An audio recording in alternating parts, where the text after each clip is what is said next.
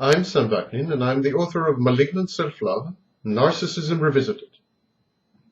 Research failed to find any substantive difference between the psychological makeup of a narcissist who happens to have homosexual preferences and a heterosexual narcissist. There is, however, one element which might be unique to homosexuals: the fact that their self-definition hinges on their sexual identity. Heterosexuals usually would not use their sexual preferences to define themselves almost fully. Homosexuality has been inflated to the level of a subculture, separate psychology, or a myth. This is typical of persecuted minorities. However, it does have an influence on the individual. Preoccupation with body and sex makes most homosexual narcissists somatic narcissists. Moreover, the homosexual makes love to a person of the same sex. In a way, he makes love to his reflection. And in this respect, homosexual relations are highly narcissistic and autoerotic affairs. The somatic narcissist directs his libido, his sex drive, at his own body. The cerebral narcissist concentrates on the intellect. The somatic narcissist cultivates his body, nourishes and nurtures it, is often a hypochondriac, dedicates an inordinate amount of time to the needs of his body, both real and imaginary. It is through his body that the somatic narcissist tracks down and captures his sources of narcissistic supply.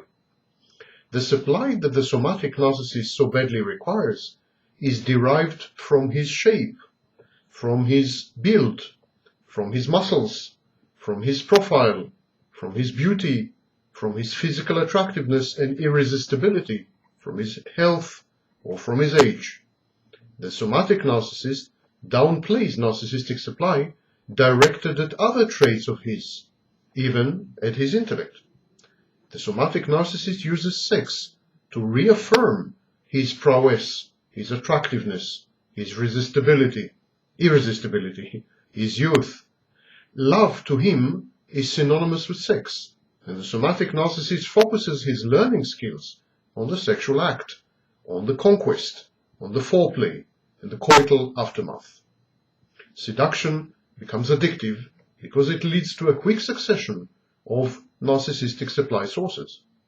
Naturally, boredom, a form of transmuted self-aggression, boredom sets in once the going gets routine. Routine is counter-narcissistic by definition because it threatens the narcissist's sense of uniqueness. An interesting side issue relates to transsexuals.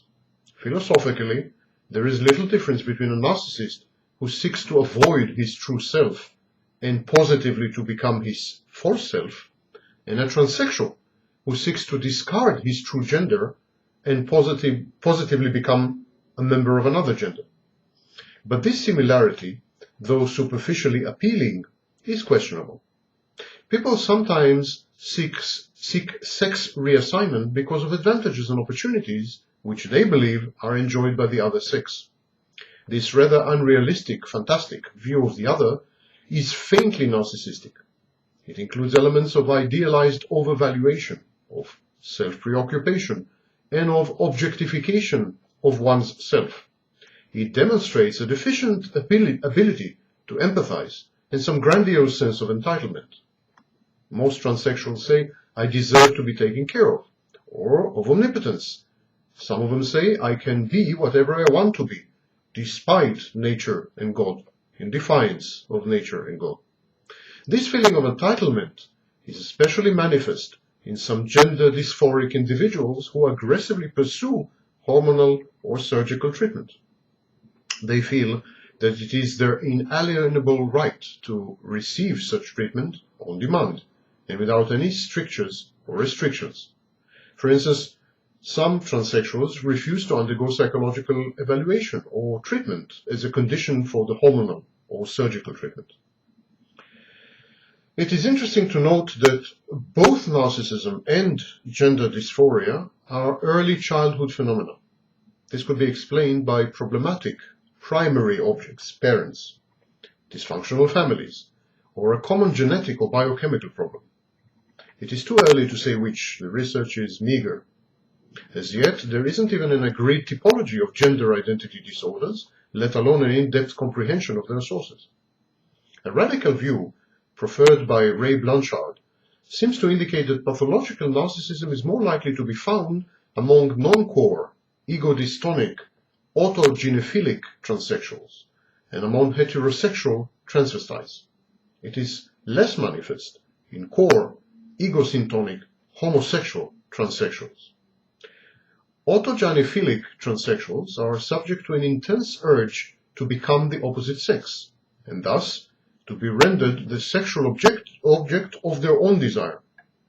In other words, they are so sexually attracted to themselves that they wish to become both lovers in the romantic equation, the male and the female. Becoming a male or a female is a fulfillment of the ultimate narcissistic fantasy, with the false self as a fetish, a narcissistic fetish. The transsexual, by transforming himself into the opposite sex, provides himself with a closed space, closed universe, in which he, and he alone, is the lover of himself, in his role as male and female. Autogynephilic transsexuals start off as heterosexuals, and end up as either bisexual or homosexual. By shifting her attentions to men, the male autogynephilic transsexual proves to himself that he has finally become a true and desirable woman, a narcissistic aspiration if we ever heard one.